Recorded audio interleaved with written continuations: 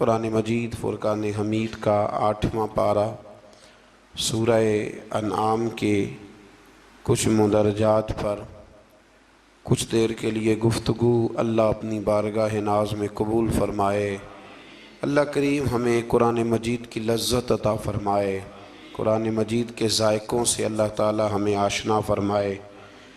کفار جو تھے وہ رسول اللہ صلی اللہ علیہ وسلم سے طرح طرح کے مطالبات کرتے تھے کہ ہم اس وقت ایمان لائیں گے جب فرشتے ہمارے پاس اتر کے آئیں گے، یا برزخ اور آخرت کے بارے میں جو باتیں آپ ہمیں بتاتے ہیں وہ ہمارے لوگ وہ کہا کرتے تھے کہ لوگ مر جائیں، مر کے زندہ ہوں، ہمیں آ کے بتائیں گے تو پھر ہم وہ باتیں مان لیں گے اور آپ کے دعووں کی تصدیق کریں گے۔ تو قرآن مجید کے 8ویں پارے کی پہلی آیات مبارکہ میں بالکل شروع میں اللہ نے فرمایا یہ تو دعوے جہالت پر مبنی ہے۔ یہ تو جہالت ہے نا کہ آپ کہیں کہ یہ سارا کچھ پہلے ہمیں کر کے دکھایا جائے۔ دیکھیں نا، برزخ اگر واضح کر دی جائے، قیامت پہلے ہی دکھا دی جائے تو پھر وہ قیامت تو نہ رہی۔ کہتے ہیں جی ہمیں پہلے دکھاؤ، کوئی مار کے آئے ہمیں آ کے بتائے تو پھر وہ دوسرا جہان کیسے رہا؟ تو اللہ کریم نے فرمایا یہ جہالت ہے اور نہ ماننے کے تمہارے بہانے ہیں۔ آپ غور فرمائیں نا کہ ماں کے پیٹ میں 9 مہینے جو شخص رہتا ہے وہ کچھ بتانے کے قابل ہوتا ہے باہر آ کے؟ ایک جہان میں وہ رہا ہے نا، اس نے وقت گزارا ہے۔ تو یہ ان کا بالکل باطل اور جھوٹا دعویٰ تھا۔ اللہ کریم نے اسے جہالت قرار دیا ہے اور ہیلہ بازی قرار دیا ہے۔ آج بھی بہت سارے لوگ کہتے ہیں کہ اگر چیزیں کھل کے ہمارے سامنے آ جائیں تو ہم ماننے کو تیار ہیں۔ تو بھئی جب کھل کے آ جاتی ہیں نا چیزیں تو پھر عذاب بھی ساتھ آتا ہے، پھر کوئی اگر نہیں مانتا تو اسے سزا بھی فوراً ملتی ہے۔ اللہ سمجھنے کی توفیق دے۔ آیت نمبر 113 کے اندر رسول اللہ صلی اللہ علیہ وسلم کو تسلی دیتے ہوئے فرمایا، اور اسی طرح ہم نے ہر نبی کے لیے شیطان انسانوں اور جنوں کو دشمن بنایا ہے۔ شیطان انسان، یہ قرآن مجید نے جملے استعمال فرمایا ہر نبی کے لیے اسی طرح ہم نے شیطان انسانوں اور جنوں کو دشمن بنایا ہے، جو لوگوں کو دھوکے میں ڈالنے کے لیے ایک دوسرے کو خوشنما باتیں، اچھی اچھی باتیں القاء کرتے ہیں، ذہنوں اور دلوں میں اچھی اچھی باتیں چھوڑتے ہیں، اچھی اچھی باتیں، حالانکہ ہوتے وہ دشمن ہیں، ہوتے وہ شیطان ہیں۔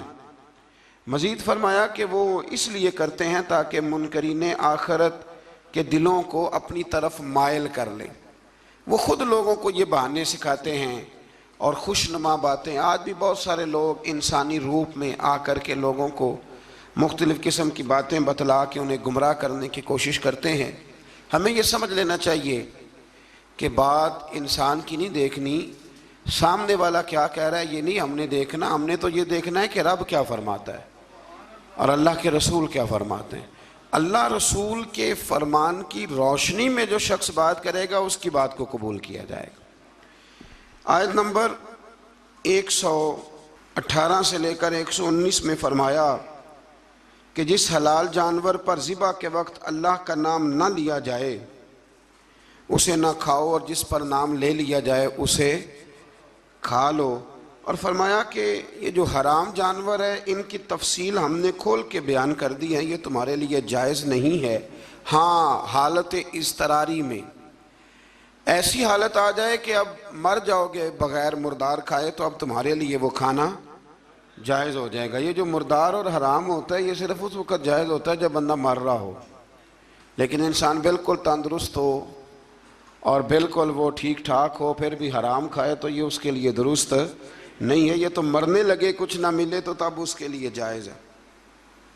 پھر اللہ تبارک و تعالیٰ نے ارشاد فرمایا کہ جو ظاہری گناہ ہیں وہ بھی چھوڑ دو، اور جو تمہارے باطن کے عیب ہیں نا، اندر کے چھپے جن کا کسی کو پتہ نہیں، وہ بھی چھوڑ دو۔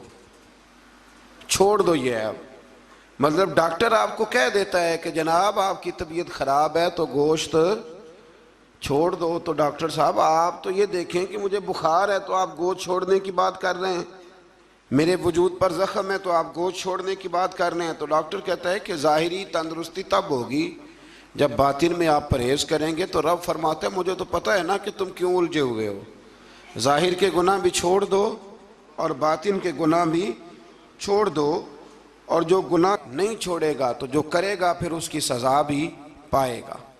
آیت نمبر 123 میں فرمایا کہ وہ شخص جو گمراہی کے بعد ہدایت پا گیا اور قرآن کی ہدایت کی روشنی میں آگے بڑھ رہا ہے، اور وہ جو مسلسل گمراہی میں ہے، یہ دونوں برابر نہیں ہو سکتے۔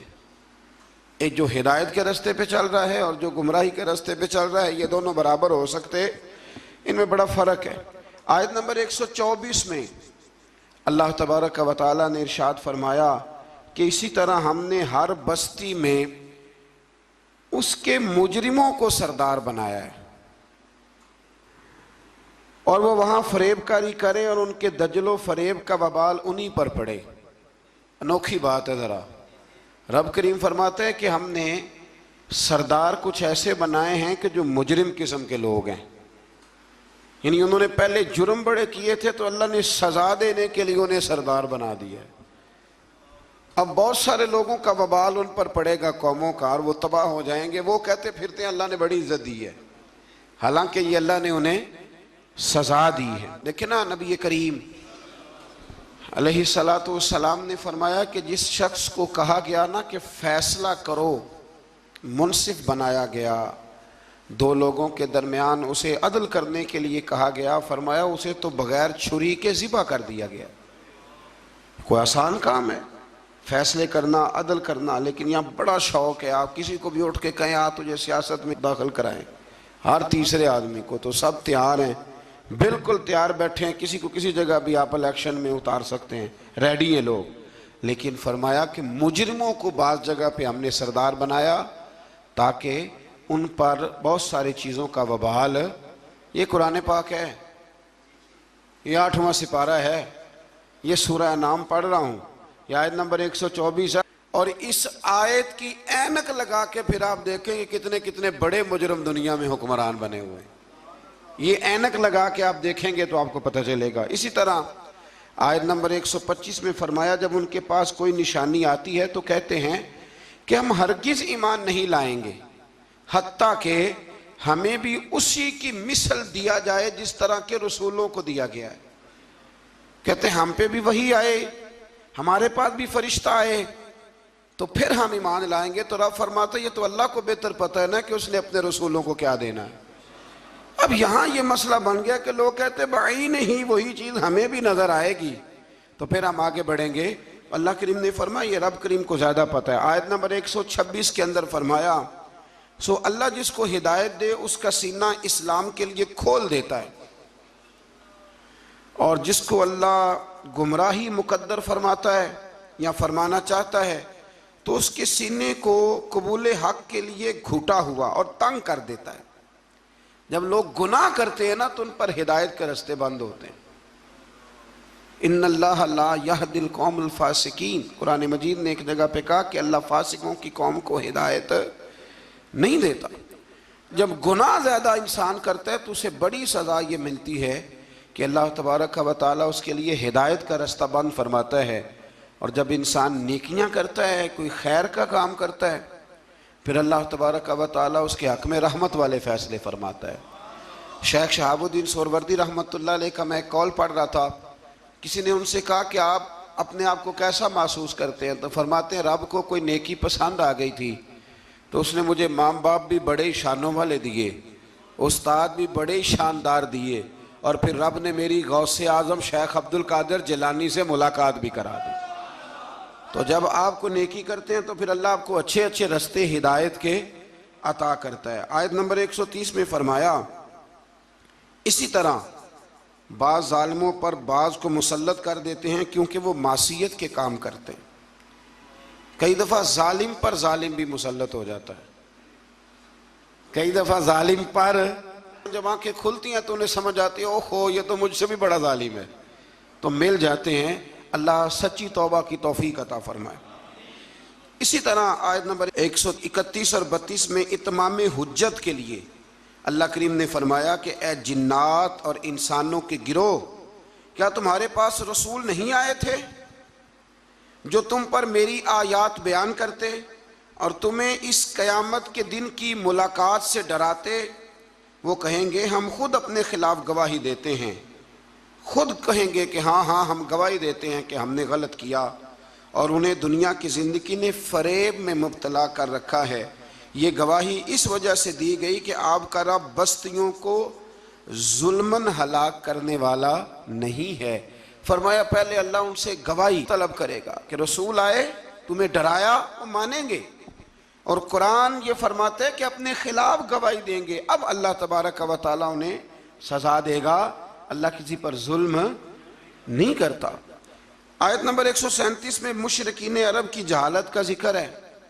جو فصل اللہ تعالیٰ اگاتا ہے اور جو مویشی اللہ پیدا فرماتا ہے، ان میں اللہ تعالیٰ کے ساتھ بتوں کو شریک کرتے، بلکہ بتوں کے حصے کو ضروری اور مقدس سمجھتے۔ اسی طرح اولاد کو قتل کرنا بھی مشرکین کی جہالت ہے۔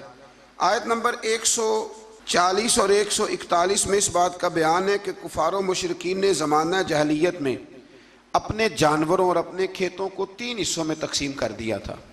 تو ان آیات میں اللہ نے فرمایا 3 حصوں میں انہوں نے بانٹ دیا تھا۔ وہ مویشی اور کھیت جن کے متعلق وہ کہتے تھے کہ ان سے نفع اٹھانا کسی شخص کے لیے جائز نہیں ہے، یہ ان کے باطل معبودوں اور بتوں کے لیے مخصوص ہیں، ان کو وہی شخص کھا سکتا ہے جس کو ہم کھلانا چاہیں، اور ان کو صرف وہی مرد کھا سکتے ہیں جو بتوں کی خدمت پر مامور ہوں۔ ایک پورا وہ ماحول بناتے تھے کہ یہ جی صرف وہ کھائیں گے جو بت خانے کے محافظ ہیں، اور کوئی نہیں کھا سکتے، عورتیں بھی نہیں کھا سکتی تھیں۔ اسی طرح بعض مویشیوں کو بتوں کے لیے خاص کر کے ان پر سوار ہونا اور سامان لادنا انہوں نے حرام کر دیا تھا کہ یہ جی ہمارے بت کے نام کا جانور ہے، نہ اس پر سامان رکھنا ہے اور نہ ہم نے اس کو کھانا ہے۔ اور بعض جانوروں پر وہ ذبح کے وقت اللہ کا نام ہی نہیں لیتے تھے، یعنی ان کو بتوں کے نام پہ ذبح کر کے ان کا استعمال ممنوع قرار دیتے تھے۔ قرآن نے بتایا کہ یہ ان کی خود ساختہ باتیں۔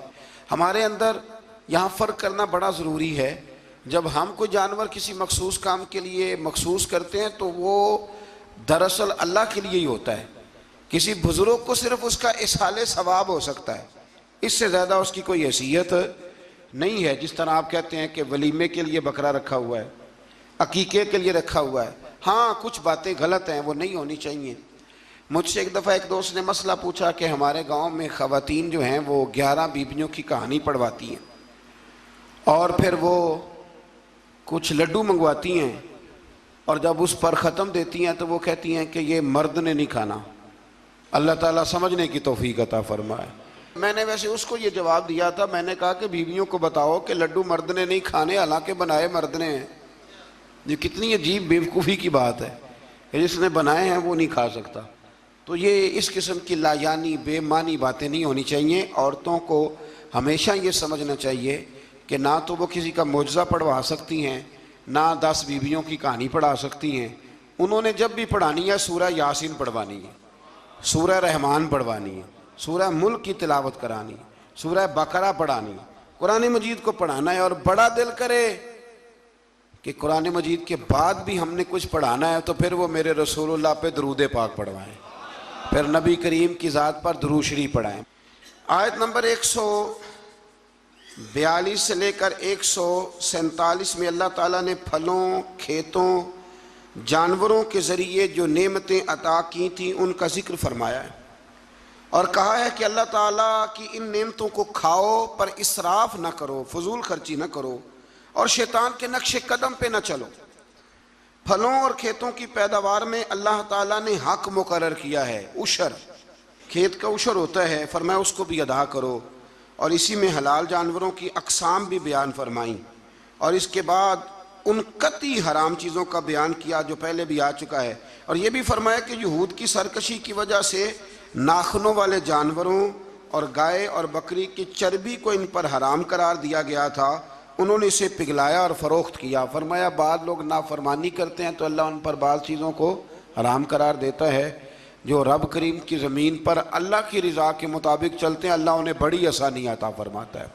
آپ یقین کریں، کبھی جب ہم پڑھتے ہیں نا پرانی قوموں کے حالات اور ان کے معاملات اور پھر امت مسلمہ کو دیکھتے ہیں، تو آپ یقین کریں اللہ تعالیٰ نے ہمیں بڑا ہی آسان دین عطا فرمایا، بڑی آسان شریعت اور بڑا میٹھا اور ٹھنڈا طریقہ دین پر عمل کرنے کا۔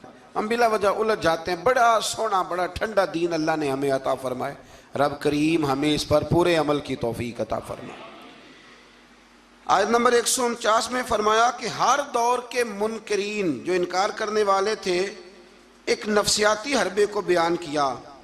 وہ جو کچھ بھی کر رہے ہیں کہ یہ اللہ کی مشیت ہے، اگر وہ نہ چاہتا تو ہم یہ سب کچھ نہ کر پاتے۔ یہ اکثر لوگ کہتے ہیں کہ اگر اللہ نہ چاہتا تو ہم یہ کام نہ کرتے۔ یہ ایک نفسیاتی حربہ ہے کہ اللہ نے طاقت دی ہے نا جی، تو یہ ایک نفسیاتی، اس کا بیان اللہ کریم نے یہاں ان آیات مقدسہ میں فرمایا۔ در حقیقت بات یہ ہے کہ اللہ کی مشیت اور ہے اور اس کی رضا اور ہے۔ مثلا مجرم کو سزا دینا اس کی مشیت ہے، لیکن اس کی رضا میں ہے کہ کوئی اس کی نافرمانی نہ کرے۔ اگر سب کو جبری طور پر اطاعت کے رستے پر ڈالنا اللہ تعالیٰ کی مشیت ہوتی تو پھر کسی کی مجال نہ ہوتی کہ اس کا حکم نہ مانے۔ لیکن نا مشیت اور ہوتی ہے، رضا اور ہوتی ہے۔ اللہ کی یہ رضا نہیں کہ اس کے بندے دوزخ میں جائیں، لیکن اس نے قانون بنایا ہے کہ اگر تم نافرمانی کرو گے تو دوزخ میں، تو یہ رضا نہیں، یہ اللہ کی مشیت۔ تو یہ اللہ نے طاقت نہیں دی لوگوں کو، اس لیے نہیں دی تھی کہ وہ ظلم کریں، لیکن اگر انہوں نے ظلم کیا ہے تو اب انہیں سزا بھی ملے گی۔ تو یہ شخص نہ کوئی کہے کہ وہ اللہ کی دی ہوئی طاقت سے معاذ اللہ، یہ بہت سارے لوگ بیوقوفی والی باتیں کرتے ہیں۔ ایک دفعہ بزرگوں نے لکھا ہے کہ ایک شخص جو تھا وہ کسی کے باغ سے روز پھل توڑ کے کھا جایا کرتا تھا، تو مالک بڑا سیدھا سادہ تھا، تو مالک اس کو کہتا کہ بھئی تو روز میرے باغ سے پھل توڑ کے کھاتا ہے، تو وہ کہتا باغ بھی اللہ کا ہے، زمین بھی اللہ کی ہے، اور میں بندہ بھی اللہ کا ہوں۔ وہ چپ کر جاتا، سادہ آدمی تھا۔ بہت سارے لوگ کہتے ہیں نا جی آ کے، ایک صاحب مجھے کہنے لگے جی کل میرے ساتھ بڑا عجیب معاملہ ہوا، ایک بندے نے مجھے کہا تجھے قسم ہو اللہ کی جو جیب میں ہے سارا کچھ دے دے، اور میں نے کہا نہیں دینا چاہیے۔ تو وہ مجھے مشورہ دینے لگا، کہنے لگا حضرت جی اس نے اللہ کی قسم دی تھی۔ تو میں نے کہا مکان کتنے مرلے کا تیرا؟ کہنے لگا ہے 10 مرلے کا۔ کتنے کا ہے؟ کہنے لگا جی اللہ کا شکر ہے 60-70 لاکھ کا ہوگا۔ میں نے کہا ایک بندہ بلاؤں تجھے قسم دے تو اس کے نام رجسٹری کر دینا۔ کہنے لگے نہیں یہ نہیں ہو سکتا۔ تو میں نے کہا یہ کیسی کچی بات ہے کہ 500-700 کے لیے تجھے یاد ہے کہ یہ جائز ہے، لیکن وہ میرے دادا جی ایک بات کہا کرتے تھے، وہ دیہاتی لوگ ہوتے تھے تو دیہات کی مثالیں کئی دفعہ بڑی یاد رہ جاتی تھی۔ وہ کہا کرتے تھے کہ دودھ میں اور لسی میں مکھی گر جائے تو عورتیں اسے پھینک دیتی ہیں، لیکن اگر مکھن میں گر جائے نا تو پھر اس کو پھینکتی نہیں بلکہ مکھی نکال لیتی، کیونکہ گھی مہنگا ہوتا ہے نا تو لسی سستی ہوتی ہے۔ تو آپ چیزوں کو سمجھیں کہ ہمارا رویہ بڑا عجیب ہے معاملات کو سمجھنے کے حوالے سے۔ وہ بندہ بھی کہتا کہ جناب یہ پھل بھی اللہ کے تو باغ بھی اللہ کا تو میں بندہ بھی اللہ کا۔ بھولا آدمی تھا بیچارہ، چپ کر جاتا، کہتا تو ٹھیک ہے نا، کی پنجابی چاکی دا سی لبی شے خدا دی نہ تیلے دی، ختم ہو گئی بات۔ حالانکہ وہ کسی کی ہوتی ہے، تیلے پا دے کیوں نہیں ہوندی جی، وہ کسی دی حیثیت تانڈی کی ہے نا، لیکن بس ہمارا ذوق بن جاتا ہے کہ قابو آ گئی ہے تو قابو کرو معاذ اللہ۔ تو وہ بیچارہ بڑا پریشان تھا، تو ایک دن اس نے نا اپنے ایک شہر کے عالم سے بات کی۔ اس نے کہا کہ جناب وہ میرے ساتھ تو بڑی مصیبت بن گئی ہے، وہ روز پھل توڑ کے لے جاتا ہے اور کہتا ہے زمین بھی اللہ کی، باغ بھی اللہ کا، کھانے والا بندہ بھی اللہ کا۔ تو عالم کہنے لگے میں بھی تمہیں نسخہ دیتا ہوں، کل اس پہ استعمال کرنا۔ میں کہا ٹھیک ہے جی۔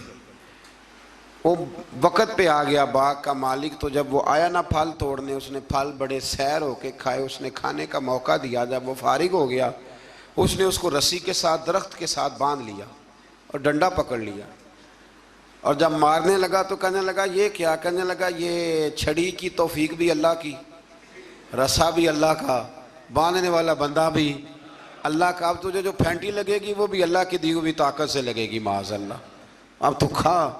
وہ کہنے لگا معاف کر دو، آج کے بعد یہ کام نہیں کروں گا۔ تو کہتے ہیں جی مشیت جی اللہ کی، اللہ نہ کرتا معاذ اللہ تو ہم، تو یہ ایک نفسیاتی جھوٹ ہے، اس کو آپ سمجھ لیں، آپ اس پر غور فرمائیں۔ تو یہاں بہت سارے لوگ یہ ظلم کرتے ہیں اور دین کی حدوں کو پامال کرتے ہیں۔ اللہ تعالی ہمیں سمجھنے کی توفیق عطا فرمائے۔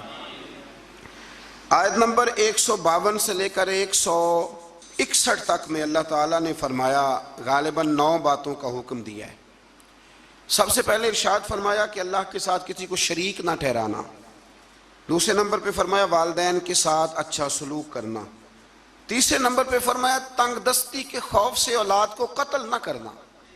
اب تو بڑے بڑے لوگ عالم فاضل ہو کے کہتے ہیں بچے تھوڑے پیدا کرو، حالانکہ میرے نبی کریم علیہ السلام نے فرمایا اس عورت سے نکاح کرنا جو محبت زیادہ کرنے والی ہو اور بچے زیادہ پیدا کرنے والی ہو۔ تو یہاں معیار کیا ہے؟ تنگ دستی کے خوف سے اولاد کو قتل نہ کرو، اور فرمایا ظاہری اور چھپی ہوئی ہر قسم کی فحاشی سے بچو، اور نمبر 5 پہ فرمایا قتل ناحق نہ کرو، نمبر 6 پہ فرمایا یتیم کا مال ناجائز طریقے سے نہ کھاؤ، اور نمبر 7 فرمایا لین دین میں ناپ تول پورا کرو، 8 پہ فرمایا بلا تمیز سب کے ساتھ انصاف کرو، اور نمبر 9 میں ارشاد فرمایا کہ اللہ کے ساتھ کیے ہوئے وعدے کی پاسداری بھی کرو۔ تو اللہ تبارک و تعالیٰ نے ان 9 چیزوں کو بیان کیا، اور سمجھ لیں یہ خلاصہ بیان کیا میرے رب کریم نے، یہ پورے دین کا خلاصہ ہے۔ اور یہ ساری چیزیں بیان کرنے کے بعد ارشاد فرمایا کہ یہی سیدھا راستہ ہے، گروہ بندی چھوڑ کر اسی راستے کی پیروی کرو، اور کتاب الہی کے احکام کو ملحوظ خاطر رکھو، اور جو لوگ ایمان لانے کے لیے نشانیاں طلب کرتے ہیں ان کے پاس فرشتے آئیں یا اللہ تعالیٰ خود آئے یا اس کی کوئی نشانی آئے، قرآن نے بتایا کہ جس دن عالم غیب کی نشانیاں آئیں گی تو پھر ان منکرین کے لیے ایمان لانا بھی نفع بخش نہ ہوگا۔ جو دیکھ کر کلمہ پڑھے گا فرعون کی طرح، اس کا کلمہ پھر قابل قبول نہیں ہوگا۔ یہ تو قابل قبول تب ہی ہے کہ یؤمنون بالغیب، کہ تو بغیر دیکھے ایمان لے آ۔ اور یہ بھی فرمایا کہ اے رسول جنہوں نے دین کو گروہوں میں بانٹ دیا ہے آپ کا ان سے کوئی تعلق نہیں ہے، جنہوں نے بانٹ دیا اللہ تبارک و تعالیٰ کے دین کو، یہودیوں نے عیسائیوں نے تقسیم کر دیا۔ آیت کے اندر اللہ تبارک و تعالیٰ نے حقیقت ایمان، روح ایمان اور مسلمانوں کے مقصد حیات کو بیان فرمایا۔ یہ آیت پورے دین کا لب لباب ہے، نماز، روزہ، حج، زکوٰۃ، وضو، غسل، صدقات، خیرات، عبادات، ان سب کا نچوڑ ہے۔ فرمایا کل اے محبوب فرما دے، جو بڑی پیاری باتیں تھیں وہ اللہ نے محبوب سے کل کہہ کے سنی ہے۔ کہا محبوب ذرا کہو کیا، ان صلاتی و نسکی و محیای و مماتی للہ رب العالمین۔ فرمایا محبوب فرما دیجئے کہ بے شک میری نماز، میری قربانیاں، میرا دنیا میں ظاہری طور پہ رہنا یا میرا پردہ کر جانا سب اس رب کے لیے ہے جو تمام جہانوں کے پالنے والا ہے۔ یہ لب لباب ہے۔ حضرت مجدد الفسانی رحمۃ اللہ علیہ فرمایا کرتے تھے 3 چیزوں کا نام دین ہے، علم، علم پر عمل، اور عمل میں اخلاص، ریاکاری نہ ہو۔ فرمایا 3 کام کر لے تیرا دین مکمل ہو جائے گا۔ ختم ہو گئی بات۔ آگے پھر سورہ اعراف شروع ہوتی ہے۔ اعراف کے معنی بلندی کے ہیں، اس کا معنی جاننا اور پہچاننا بھی ہے۔ اصحاب اعراف کے بارے میں ایک قول تو یہ ہے کہ ان کی نیکیاں اور گناہ برابر ہوں گے، ان کا مقام جنت اور دوزخ کے درمیان ہوگا۔ یہاں یہ وہ لوگ ہیں جو اہل جنت اور اہل جہنم کو پہچاننے والے ہوں گے۔ یہ اعراف والے نا، ایک جنتی ایک جہنمی، اور درمیان میں اعراف، یعنی جس کی ایک گناہ زیادہ ہو گئے تو جہنم میں گیا، اور جس کی نیکیاں زیادہ ہو گئی اللہ کے فضل سے وہ تو جو کچھ برابر برابر والے ہیں ان کے لیے مقام اعراف ہے، ان کے لیے مقام اعراف ہے۔ اور کچھ نے لکھا ہے نہیں یہ تو بلند مقام ہے، یہاں تو اللہ فرشتوں اور نبیوں کو جگہ عطا فرمائے۔ بعض مفسرین نے یہ قول بھی بیان فرمایا۔ اس سورہ مبارکہ کی ابتدا میں سرکار دو عالم صلی اللہ تعالیٰ علیہ وسلم کو تسلی دی گئی کہ آپ کفار کے ظلم سے، بے وفائی سے اور ان کے سخت رویے سے تنگ دل نہ ہوں، بلکہ آپ اپنا فرض ادا کرتے رہیں اور کتاب مقدس کی تبلیغ بھی آپ کرتے رہیں اور سرگرم ہو کے کرتے رہیں۔ ان سے آپ کو پریشان ہونے کی ضرورت، یعنی اس کا معنی یہ ہے کہ رب کریم آپ کے پیغام کو پوری دنیا میں پھیلا دے گا۔ گھوڑا جب دوڑتا رہتا ہے تو وہ اپنی منزل تک پہنچ جاتا ہے، لیکن جو جھاڑیاں اس کے پیروں کو لگتی ہیں وہ لگتی تو ہیں، لیکن اگر وہ چلتا رہے تو وہ نیچے ہی رہ جاتی ہیں۔ تو یہ نبی پاک کے وسیلے سے مجھے تو یوں لگتا ہے رب نے ہمیں سمجھایا ہے کہ تم نہ اپنا کام کرتے رہو، کسی کے سخت رویے کو ملحوظ خاطر لانے کی کوئی ضرورت ہے۔ اس سے آگے آیت نمبر 5 کے اندر اللہ کریم نے بتایا ہے کہ بعض بستیوں میں دوپہر کو سوتے ہوئے عذاب آیا، اور جب عذاب آیا تو پھر ان کے مکینوں نے اقرار کیا کہ ہاں ہم ظالم ہیں، یہ ہمارے ظلم کی وجہ سے آیا۔ قیامت کے دن اعمال کا وزن کیا جانا حق ہے، وزن کیا جائے۔ جن کی نیکیوں کا پلڑا بھاری ہوگا وہ فلاح پائیں گے اور کامیاب ہوں گے، اور جن کی نیکیوں کا پلڑا ہلکا ہوگا وہ نقصان اٹھانے والوں میں سے ہوں گے۔ آج میں زمین میں انسان کے آباد کرنے اور ذرائع معاش مہیا کرنے کی نعمتوں کا ذکر فرمایا، اور فرمایا بہت کم لوگ ہیں جو شکر ادا کرتے ہیں، بڑے کم ہیں جو شکر ادا۔ اللہ فرماتا ہے شکر ادا کرنے والے تھوڑے ہیں، اور ناشکری کرنے والے آٹومیٹک بات ہے، ناشکری کرنے والے۔ اچھا وہ کبھی کبھی میں سوچتا ہوں کہ کبھی رجیا بندہ ملے نا، کوئی پیسے ہیں تو پاکستان میں جو لوگ دنیا کے مالداروں میں شامل ہو گئے ہیں نا، پاکستان کے نہیں، ایشیا کے نہیں، دنیا کے مالداروں میں، ان کے کاروبار بھی ابھی جاری ہیں، اور ابھی تو انہوں نے جھاڑو پکڑا ہوا ہے پیسے جمع کرنے کا، سیر ہونے کا کوئی جگہ کوئی مقام۔ آپ یقین کریں، ایک مشورہ چھوٹا سا، اس پہ عمل کر کے دیکھیں، کبھی نہ زندگی میں کبھی اللہ کی رضا کے لیے تھوڑی دیر کے لیے پیسوں کے دولت کے چکر سے نکل کے بھی دیکھیں، فقط شکر والا ذہن بنائیں۔ یعنی میری رائے یہ ہے کہ رمضان المبارک الحمدللہ 2 دن رہ گئے پہلا عشرہ ختم ہونے میں، یہ 2 دن پورے، صرف 2 دن، زیادہ کی طلب نہیں کرنی، بس جتنے پچھلے ملے ان پہ صرف شکر ہی کرنا ہے۔ اور بھائی سنو، فضل کی طلب تو ہر وقت کرنی ہے، لیکن پچھلے کا شکر ادا کریں۔ لَإِن شَكَرْتُمْ لَأَزِيدَنَّكُمْ، شکر کرنے سے نعمتیں محفوظ ہو جاتی ہیں اور اللہ ان میں اضافہ فرما دیتا ہے۔ اللہ سمجھنے کی توفیق عطا فرمائے۔ آیت نمبر 12 سے لے کر 28 تک پھر حضرت آدم علیہ السلام اور جناب حوا کا واقعہ، پھر شیطان کی وہ ساری بات۔ یہ واقعہ قرآن پاک میں کم و بیش 7 جگہ پہ بیان ہوا ہے۔ یہاں بھی بیان کیا گیا کہ اللہ تعالیٰ نے اس کو کہا سجدہ کر، پر اس نے سجدہ نہ کیا، اور نہ کرنے کے بعد پھر اس نے یہ کیا کہ حضرت آدم علیہ السلام کے پاس گیا اور ان سے بھی اجتہادی خطا کرائی۔ میں جو لفظ بول رہا ہوں اس پر غور کریں، اجتہادی خطا، یہ لفظ آپ نے یاد رکھنا ہے۔ یہ حضور نے فرمایا کہ مجتہد جو ہوتا ہے نا، جو بالغ نظر ہوتے ہیں لوگ، جن کی پوری نظر ہوتی ہے معاملات پہ، وہ اگر کبھی بھول جاتے ہیں تو اس کا مطلب ہے کہ وہ چیزوں کو سمجھنے میں کسی جگہ ان سے اگر بھول ہو گئی تو اللہ اسے ان کی سزا نہیں دیتا، بلکہ وہ ایک اجتہادی خطا ہے، خلاف اولا ہے۔ یہ کام حضرت آدم علیہ السلام سے بھی ہو گیا۔ وہ شیطان نے پھر جا کے ان سے کہا، جب وہ جنت میں چلے گئے تو ان سے جا کے کہنے لگا کہ آپ اگر جس درخت کا پھل کھانے سے اللہ نے روکا ہے، اگر آپ کھا لیں گے نا تو آپ میں حیات ملے گی، کبھی مریں گے نہیں۔ تو پھر وہ پھل انہوں نے کھا لیا۔ پھر آپ اس واقعے کی تفصیلات کو جانتے ہیں۔ ان آیات میں اللہ کریم نے بالخصوص یہ ذکر فرمایا ہے کہ پھر شیطان نے رب کریم سے کہا کہ مجھے مہلت دے تاکہ میں تیرے بندوں کو گمراہ کروں۔ اللہ نے اسے مہلت عطا کی۔ کب تک مہلت دی؟ اللہ تبارک و تعالی نے قیامت تک کے لیے مہلت عطا کی۔ تو میرے بھائی، شیطان مہلت لے کے آیا گمراہ کرنے۔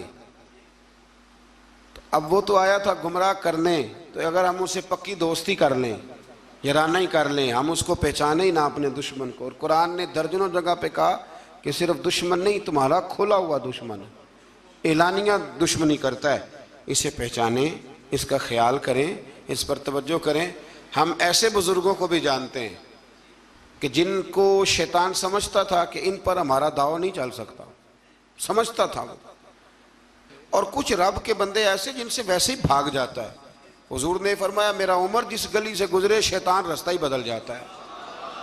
لیکن نا 2 قسم کے لوگ ہیں جن کو آپ خوش آمدید کہہ کے گلے لگاتے ہیں، اور کچھ ایسے ہیں جو آپ کو دیکھ کے رستہ بدل جاتے ہیں۔ میں کبھی کبھی بڑا خوش ہوتا ہوں، محلے کی کسی گلی سے گزرتا ہوں تو کسی بچے نے اونچی آواز کر کے ڈیک لگایا ہو تو چھوٹی کر دیتا ہے یا بند کر دیتا ہے، بلکہ کئی دفعہ بڑا لطف آتا ہے کہ وہ بچہ بند کر رہا ہے تو دوسرا اسے کہہ رہا ہے کی تکلیف ہے، کیوں بند کر رہا ہے؟ تو کہتا پیر صاحب گزر رہے ہیں، تھوڑی دیر ٹھہر جا۔ تو الحمدللہ تعالی ہم نے کیا کر لینا ہے، نہ بھی وہ کرے تو یہاں تو اپنے بچوں پہ اللہ ماشاءاللہ کم زور چلتا ہے لوگوں کا، تو پھر دوسرے کا بچہ حیا کرے۔ تو کچھ چیزیں ایسی ہوتی ہیں جن کی وجہ سے شیطان کو قابو کیا جا سکتا ہے۔ آیت نمبر 24 میں اللہ تعالیٰ نے بیان فرمایا ہے کہ پھر انہیں جنت سے زمین پہ اتارا گیا اور مقررہ مدت تک کے لیے یہاں رہنا ٹھہرایا گیا۔ پھر اللہ تعالیٰ نے مقصد لباس بیان کیا ہے کہ لباس پہننے کا کیا مقصد ہے۔ فرمایا ہم نے بنی آدم پر لباس اس لیے اتارا ہے کہ ان کی ستر پوشی ہو، ستر پوشی، پردہ ہو اور سامان زینت ہو، اچھے لگے لباس پہن۔ اور سب سے بہتر لباس تقوی کا لباس ہے، اس سے بندے کی زیادہ پردہ پوشی ہوتی۔ پھر بنی آدم کو متنبہ کیا گیا کہ شیطان کے مکر و فریب میں نہ آئیں، اس کو یہ ملکہ دیا گیا ہے کہ وہ تمہیں ہر جہت سے دیکھ لیتا ہے۔ اللہ تعالیٰ نے لباس پردے کے لیے دیا ہے اور زینت کے لیے دیا ہے۔ تو اگر کوئی لباس اس طرح کا پہنے جس سے پردہ ہی نہ ہو رہا ہو، پھر اس کا مطلب ہے وہ لباس کے مقصد کو نہیں سمجھا۔ کھلا لباس پہنے، چست لباس نہ پہنے، وسیع لباس پہنے جس سے آپ کو بہت ساری چیزیں سمیٹنے کا موقع ملے۔ گرمیاں شدید آئیں گی تو بہت سارے نوجوان شارٹ نکریں پہن کے وہ گھومیں گے، انہیں ڈرنا چاہیے اللہ تعالیٰ سے۔ میں پوچھتا ہوں کئی دفعہ بچوں سے کہ یہ تھوڑا سا جو آپ نے پاجامہ کاٹ لیا ہے تو اس سے کس قدر زیادہ آپ کی گرمی ختم ہو گئی ہے۔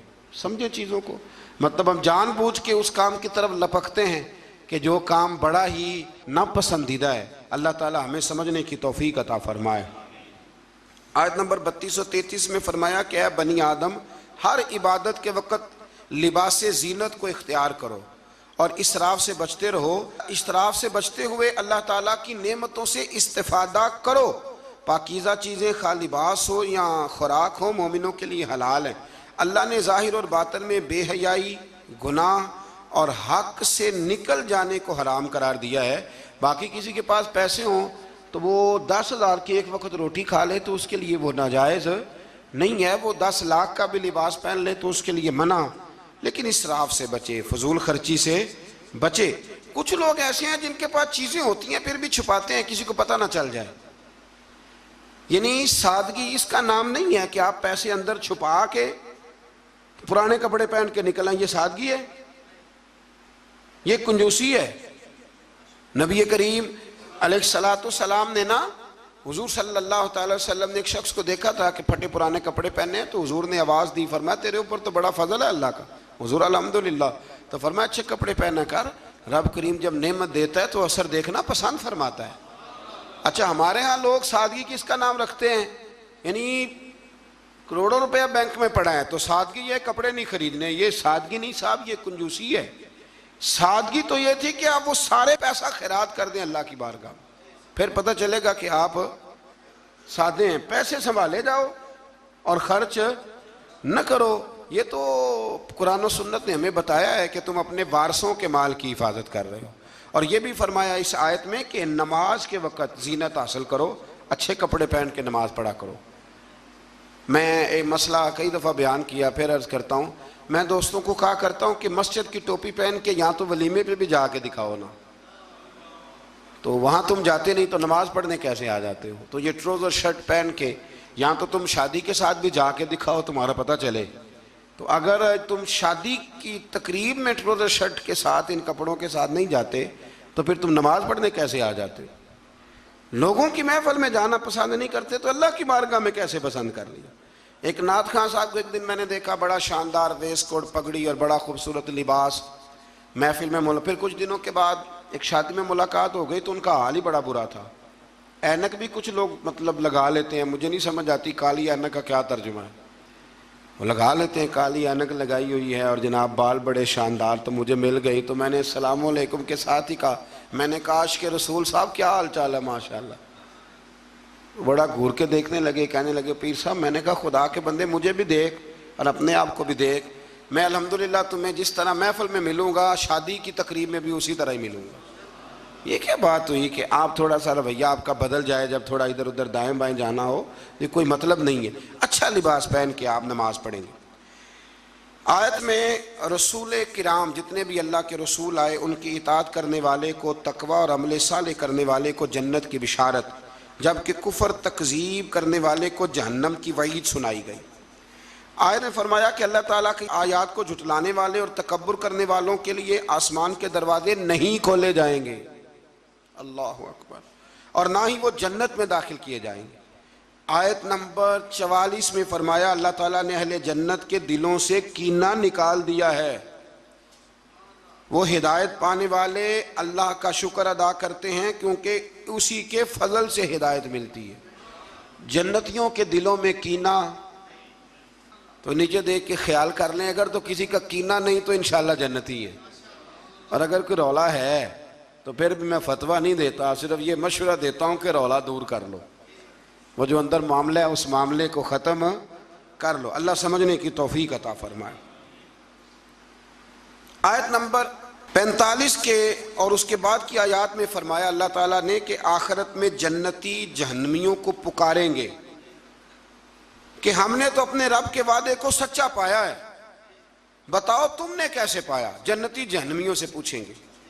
تو ان دونوں کے درمیان سے ایک پکارنے والا پکارے گا کہ ظالموں پر اللہ کی لعنت ہو۔ مزید فرمایا کہ جنتیوں اور جہنمیوں کے درمیان حجاب ہوگا، اور اہل اعراف دونوں گروہوں کو ان کی نشانیوں سے پہچانیں گے، اور جنتیوں کو سلام کریں گے اور جہنمیوں سے کہیں گے کہ تمہاری جماعت اور تمہارا تکبر، تمہاری جماعت، وہ جس جماعت کے تم لیڈر تھے، سربراہ تھے، جس برادری کے تم چیئرمین تھے، تمہاری جماعت اور تمہارا تکبر آج تمہارے کسی کام نہ آیا۔ جہنمی جنتیوں سے استدعا کریں گے، گزارش کریں گے کہ ہم پر تھوڑا سا پانی انڈیل دو، تھوڑا سا انڈیل دو، اور جو نعمتیں تمہیں عطا ہوئی ہیں ان میں سے تھوڑا سا ہمیں بھی دے دو۔ مگر اللہ تعالیٰ نے فرمایا کہ یہ چیزیں کافروں پر حرام ہیں، ان کے لیے ہیں ہی نہیں۔ اور جن لوگوں نے دین کو کھیل تماشا سمجھ رکھا ہے، اللہ ان سے فرمائے گا جس طرح تم نے قیامت کے دن کو فراموش کر رکھا تھا، آج ہم تمہیں نظر انداز کر دیتے۔ آیت میں اللہ تعالیٰ کی قدرت کی نشانیوں کا بیان فرمایا، اور اس کے بعد فرمایا اپنے رب کو گڑ گڑا کر چپ کے اس کے عذاب سے ڈرتے رہو، یعنی اپنے رب کو جب پکارو تو گڑ گڑا کے پکارو اور اس کے عذاب سے ڈرتے رہو، اس کی رحمت کے یقین رکھتے ہوئے، اور زمین میں اصلاح کے بعد فساد۔ آیت کے اندر اللہ تعالیٰ نے باران رحمت یعنی بارش کے نظام کے بارے میں بتایا کہ اس کی حکم سے ہوائیں پانی سے بھرے ہوئے بادلوں کو چلا کر لے جاتی ہیں اور بنجر زمین پر برسا کر اس میں اللہ کی نعمتیں پیدا کر دیتی ہیں۔ سبحان اللہ۔ فرمایا ہوائیں بھی میں ہی چلاتا ہوں، بارشیں بھی میں ہی برساتا ہوں، اور تمہاری بنجر زمین کو آباد بھی میں ہی کرتا ہوں۔ تم آتے ہو تو فصل باندھ کے نکل جاتے ہو، پھر کو کہنا عشر دے دو تو کہتا ہے خرچے نہیں پورے ہوندے، پھر سب ادھر الجھ جاتے۔ اسی طرح مردوں کو دوبارہ زندہ فرمائے گا۔ پھر فرمایا کہ اچھی زمین اللہ کے حکم سے سبزہ اگاتی ہے اور خراب زمین باغ و بہار نہیں لاتی۔ یہ مثالیں دے کے قرآن یہ بتاتا ہے کہ انسان کے دل و دماغ کی زمین کا حال بھی ایسا ہی ہے، یعنی پاکیزہ دل و دماغ میں ایمان قرار پاتا ہے اور اعمال کے ثمرات پیدا ہوتے ہیں، جبکہ خبیث دل و دماغ میں خیر کے پھل اور پھول پیدا نہیں ہوتے۔ کہتے ہیں جی میں تو بڑا عرصہ رہا ہوں پر مجھے تو وہاں سے کچھ نہیں ملا، تو اگر آپ پلستر کرا کے گئے ہوں دل پہ سیمنٹ کا تو پھر کیسے ملے گا؟ کچھ ایسے بھی ہوتے ہیں، کوئی آیا اور لے کے چلا گیا۔ ہاں، زمین سرسبز و شاداب ہونی چاہیے۔ ابو جال نے نا پکی چپس کرائی تھی، اوپر ٹائلیں لگوائی ہوئی تھی، تو سامنے آیتیں آتی رہیں پر اسے کوئی اثر نہ ہوا۔ خواجہ اویس کرنی نے دیکھا بھی نہیں، زیارت بھی نہیں کی، تو میرے رسول پاک نے فرمایا عمر جبہ لے جانا، شاباشی بھی دینا، جبہ بھی دینا، اور اسے کہنا میری امت کے لیے دعا بھی کرے۔ تو سمجھ لیں چیزوں کو کہ اندر کا بھی تھوڑا سا نا لحاظ رکھیں۔ اللہ سمجھنے کی توفیق عطا فرمائے۔ آیت نمبر 60 میں حضرت نوح علیہ السلام اور ان کی قوم کے حالات بیان کیے گئے کہ ان کی قوم کے سرداروں نے کہا کہ معاذ اللہ آپ تو کھلی گمراہی پہ ہیں۔ سردار نبی کو کہہ رہے ہیں کہ آپ گمراہ ہو گئے، سردار نبی کو۔ اگر حضرت نوح کی قوم کے سردار نبی کو کہہ سکتے ہیں کہ تم گمراہ ہو گئے، تو اگر آج کے سردار کسی مولوی کو کہہ دیں تو ان کو کوئی ٹینشن لینے کی ضرورت، یہ سرداروں کا طریقہ پرانا چلا آ رہا ہے، کہہ دیتے ہیں۔ حضرت نوح علیہ السلام نے فرمایا میں تو اللہ کا رسول ہوں اور میرا کام تمہاری خیر خواہی ہے اور تم تک دعوت حق کو پہنچانا ہے۔ اس کے بعد قوم نوح کی تکذیب، طوفان نوح اور نوح علیہ السلام اور ان کے ساتھ کشتی میں سوار افراد کے سوا سب کے غرق ہونے کا ذکر بھی اللہ تعالیٰ نے بیان فرمایا۔ پھر آیت نمبر 66 میں حضرت ہود علیہ السلام اور ان کی قوم عاد کا ذکر ہے۔ قوم عاد نے بھی اللہ کے نبی پر طعن کیا معاذ اللہ، اور کہا کہ آپ حماقت میں مبتلا ہیں معاذ اللہ، آپ تو احمق ہیں معاذ اللہ ثم معاذ اللہ، نقل کفر نہ باشا۔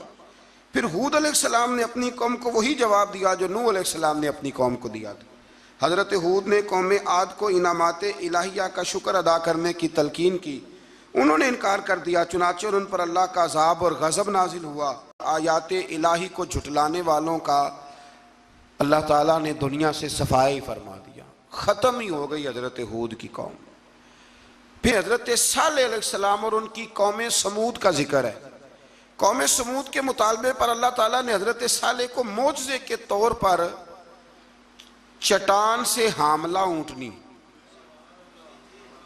یہ بھی انوکھی بات ہے، چٹان سے اونٹنی نکلی اور نکلی بھی حاملہ۔ حاملہ اونٹنی کو پیدا کیا اور انہیں حکم دیا کہ اسے چرنے کے لیے آزاد چھوڑ دیا جائے۔